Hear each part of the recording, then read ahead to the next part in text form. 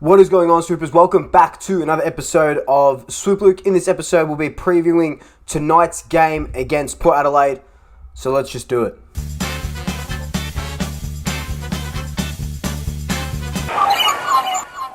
Before we do jump straight into it, of course, follow me on all my social media accounts, Twitter, Instagram, and TikTok. All Swoop Luke. They should be popping up down below if I haven't been lazy, and I've put the graphics there. If you are a new Swooper, welcome. Thank you so much for joining me. There's about 2,100 of you, and welcome to all the Carlton fans that just keep sending me love this year. So make sure you hit that subscribe button and hit that notification bell while you're here. You may as well if you love this channel and me so much. If you are a returning Swooper, welcome back. Thank you so much for joining me. We'll be doing our 2,000 subscriber draw. Either in the live Squawk with Swoop right after the game, if I can work it out, or it'll definitely be in the next video, which will be the review of the Port Adelaide Collingwood game. So, form going into this game, Port Adelaide won their previous game against St Kilda by 13 points. We obviously lost our one against Carlton. Port Adelaide are 5th for a reason. They've won 4 of their last 5 games, only losing to Melbourne. We've won 2 out of our last 5 games, beating Melbourne as well.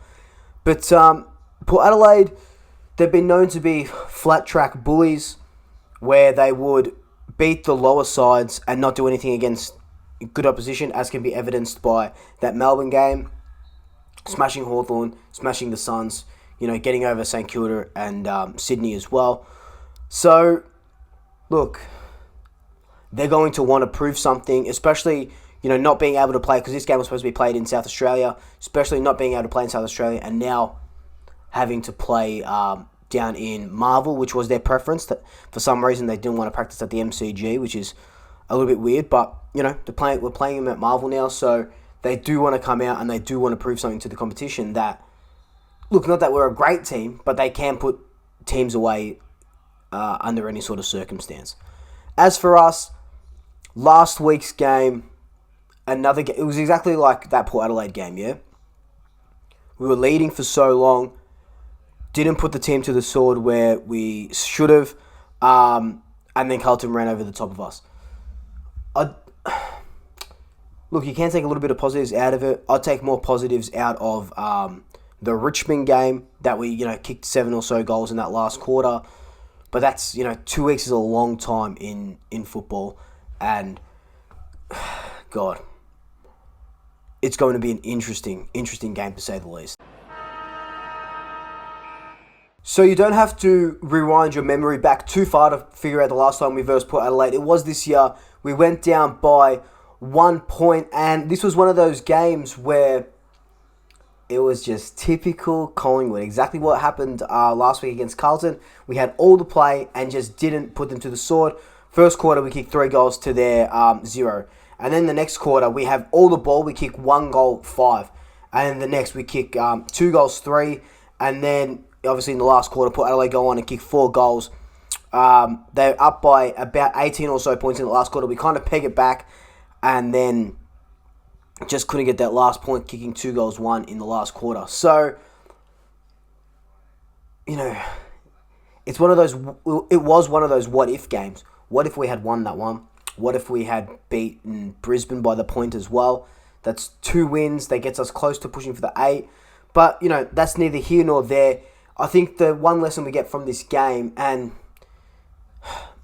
I wouldn't even classify it as a lesson, because we've done this so many times and we don't learn from it, is just putting teams to the sword when we have the opportunity to put them to the sword. The thing was, we absolutely dominated that game. You can look at our hit-outs and clearances were all up. Contested possession, uncontested possession, just normal possession. Marks, time in front, we were up by 92 minutes. So it was one of those games where it should have been a win, but again, we didn't put them to the sword, missing a bunch of shots, a couple shots hitting the post and stuff like that.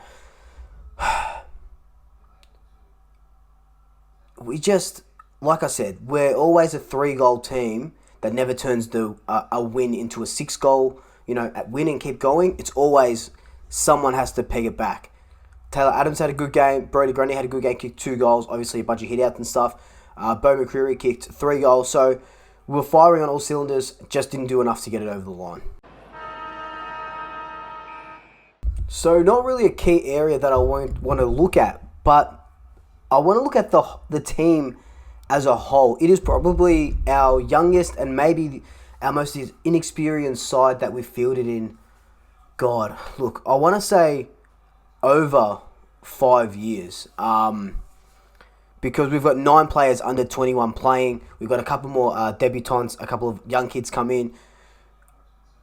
Look, this game is seeing what our future is going to look like, and if these kids, not if they can provide or if they're going to, beat Port Adelaide, knock off a top 6 side, but what they can show us and to instill that hope and instill that faith into us that we're going to be okay. Like, I know we're going to be okay, but you still want to see that we're going to be okay. So in saying that as well, I want to see McRae get more time in the middle. I want to see Poulter smashing that wing. I want to see Ginnivan, obviously he's in the form line because that's where he'll play, but I want to see him kick a couple goals. I want to see how good Tohill, our Irish boy, does, in the back line against, whoever he goes up against. It'll probably be like Georgiadis or like Butters or someone like that. And Tohill isn't anything to scoff at. He's 200 centimetres tall.